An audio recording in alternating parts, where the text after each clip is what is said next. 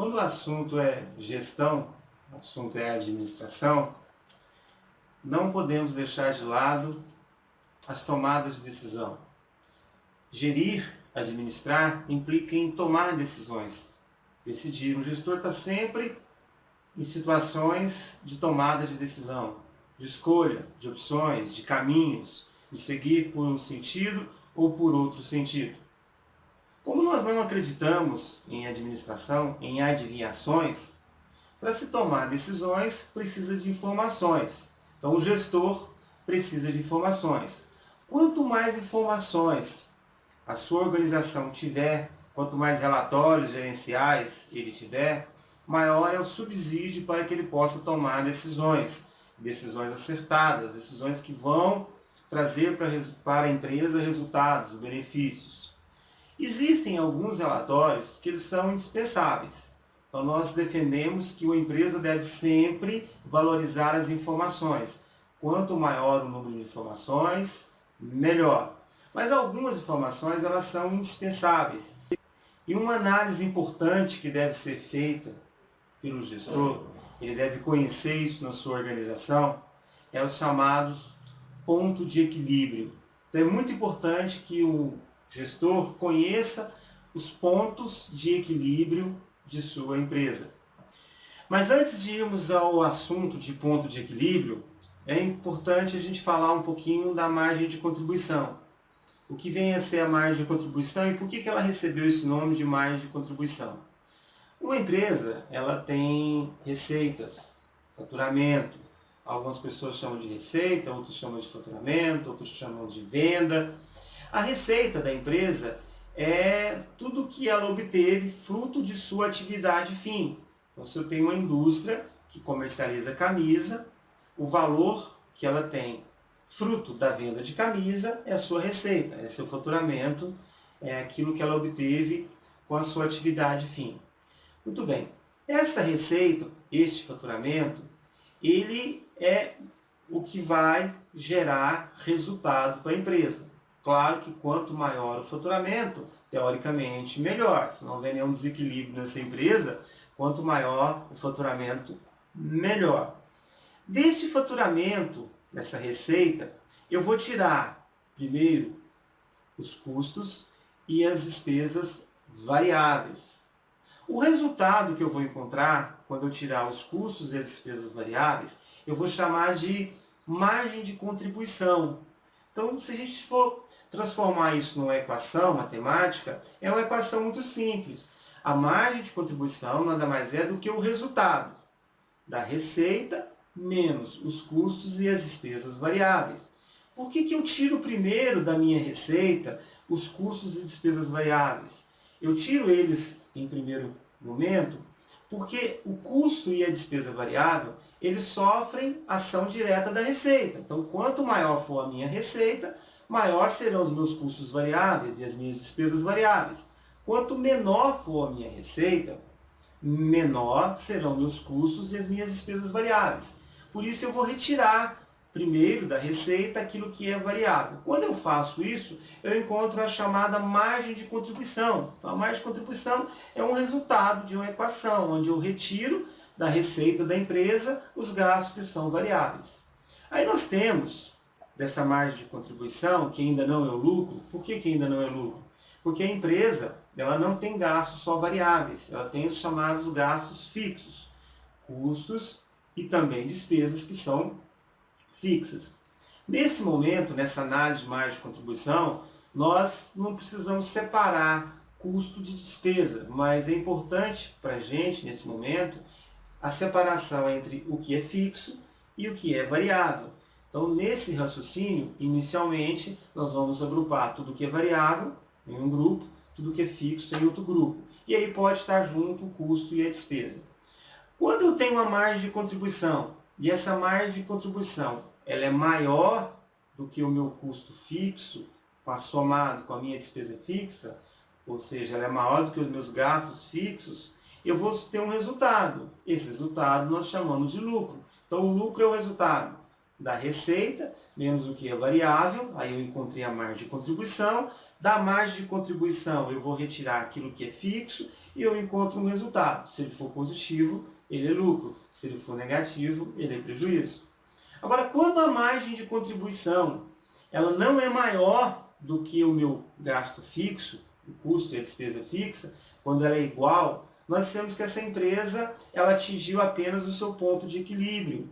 E esse ponto de equilíbrio recebe o nome de ponto de equilíbrio contábil, que é o momento em que o faturamento total da empresa é exatamente igual aos seus gastos totais. Então, se eu somar tudo que a empresa gasta para fazer o produto, para produzir, para comercializar, para administrar, para entregar, pagando seus impostos, eu pego o valor desses gastos e encontro um número que é exatamente igual ao faturamento. Então, essa empresa ela está atingindo o seu ponto de equilíbrio. Então, o ponto de equilíbrio também é muito usado o termo break-even point, para aquelas pessoas que gostam na administração, de usar termos em inglês, eles vão dizer que a empresa atingiu o seu break-even point.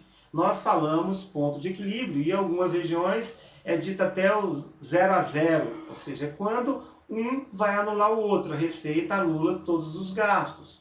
Por que isso é importante na gestão? Porque eu preciso saber qual o valor mínimo que eu preciso vender para que eu não tenha prejuízo. Então, o administrador, para tomar decisões, ele precisa conhecer qual é o ponto de equilíbrio contábil da empresa. Ele precisa saber, a partir deste volume, e aí eu posso calcular ponto de equilíbrio em unidades. Então, a partir de 10 mil unidades, eu começo a ter lucro. E eu posso também calcular ele em faturamento monetário, em moeda corrente. A partir do faturamento de 200 mil reais, a empresa começa a ter lucro. Então, até 200 mil, eu pago custo. Primeiro pago o que é variável, depois vou pagar aqueles que são fixos. Essa margem de contribuição ela pode ser calculada também por unidade. No caso de unidade, se eu quiser saber a margem de contribuição de cada unidade comercializada pela empresa, a minha receita por unidade é o preço de venda unitário. Eu vou pegar o preço de venda da unidade, vou tirar o custo e a despesa variável por unidade, e não total da empresa, vou encontrar a margem de contribuição unitária.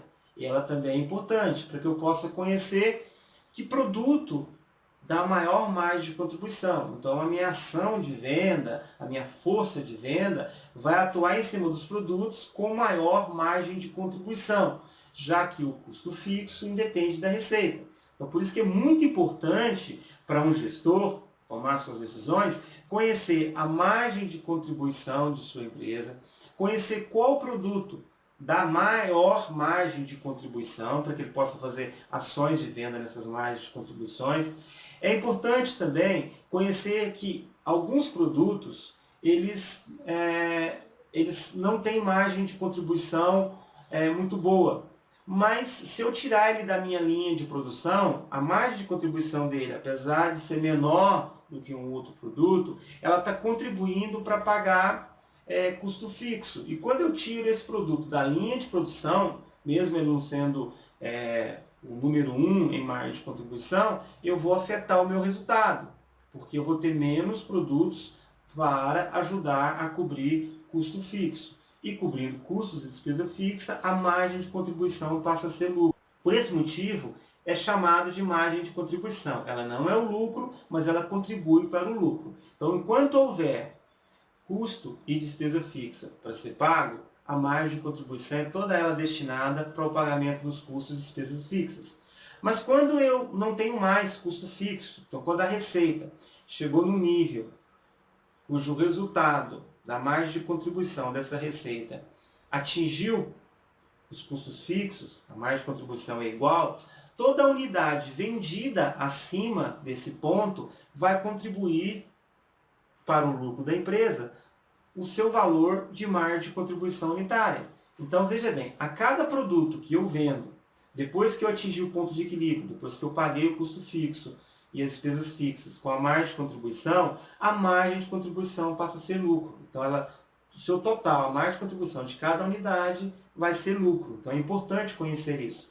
E nós temos 3 pontos de equilíbrio para calcular. O primeiro é o contábil, é esse ponto de equilíbrio onde a receita anula os custos e as despesas fixas e variáveis. Então, quando eu tenho um valor de faturamento cujo esse valor é igual aos meus gastos que eu tive para gerar esse faturamento, essa empresa atingiu o seu ponto de equilíbrio, o equilíbrio contábil. Então, a partir deste ponto, ela começa a ter lucro. Qualquer valor comercializado abaixo desse ponto de equilíbrio contábil, a empresa vai ter prejuízo.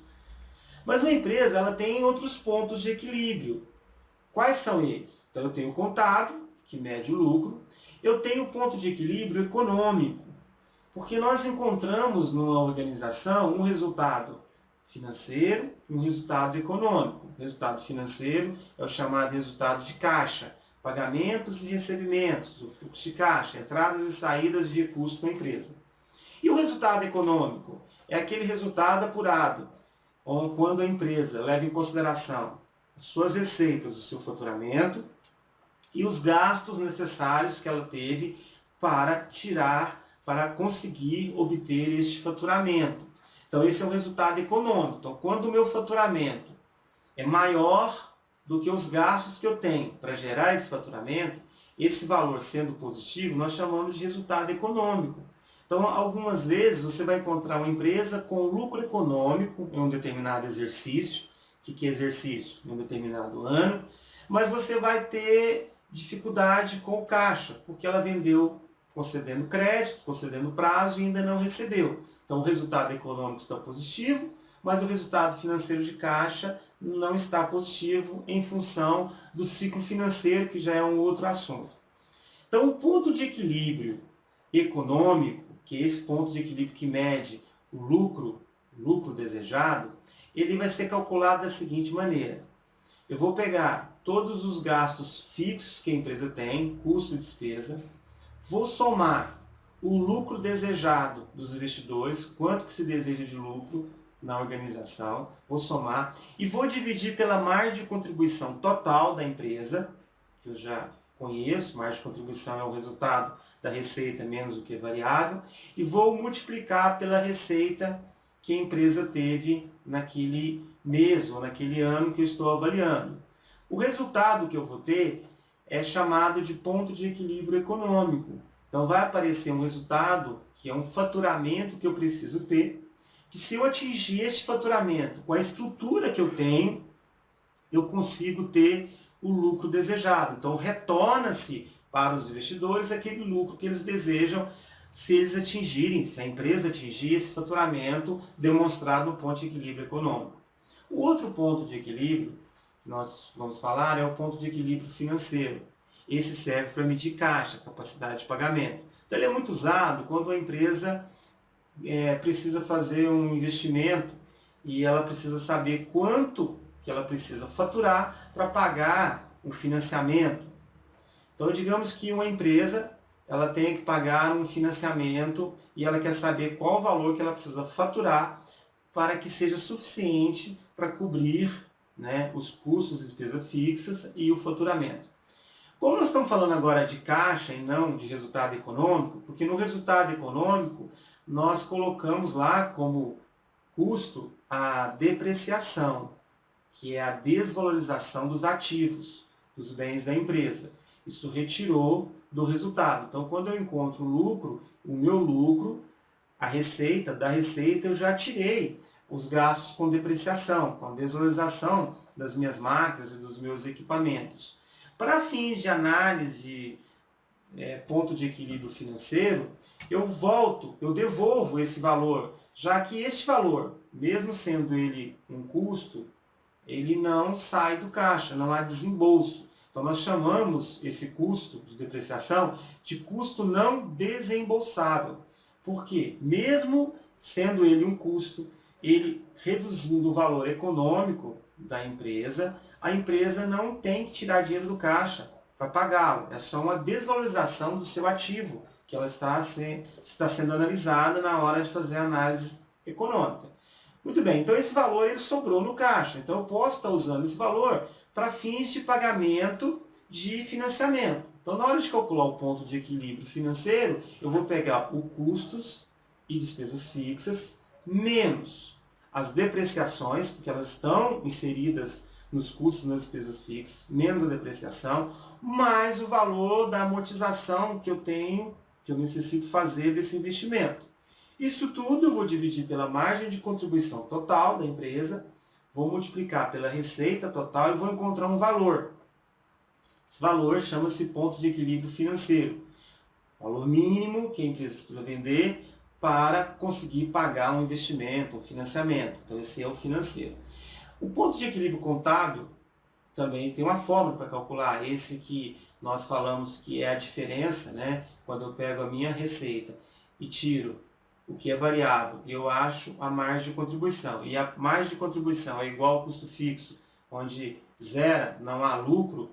Para eu calcular, basta eu pegar o custo fixo total da empresa, dividir pela margem de contribuição total da empresa e multiplicar pela receita total. Eu vou encontrar qual é o valor mínimo.